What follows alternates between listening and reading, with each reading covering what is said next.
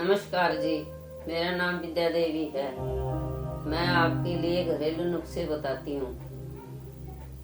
देखो, जिनके खांसी बहुत भयानक हो रही है और वो दवाई भी ले रहे हैं डॉक्टर के पास, वो दवाई से भी ठीक नहीं हो रही है। आप ऐसा करो कि कोरा पान ले, मुलेठी लो और उसमें सौंठ ले, अदरक ले, चाहे सौंठ ले और काला नमक थोड़ा डालो। वो डालने के बाद उन्हें उबालो खूब। उबालने से उसका पूरा रस निकल गया, वो जो पीलापन आ जाए तो उसने छलनी से छान लो। छलनी से छान के थोड़ा शहद मिलाओ। शहद मिला के वो बच्चे से या बड़े से पिलाओ। पिलाने से उसको थोड़ी देर कपड़ा ओढ़ के लिटाओ।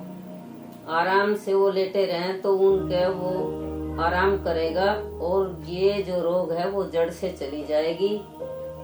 डॉक्टर के पास जाए हैं, कितना पैसा लगे, कितना कुछ भी लगे, फिर भी आराम नहीं मिलता। और इसने करके देखो तो कितना आराम आपको मिलेगा।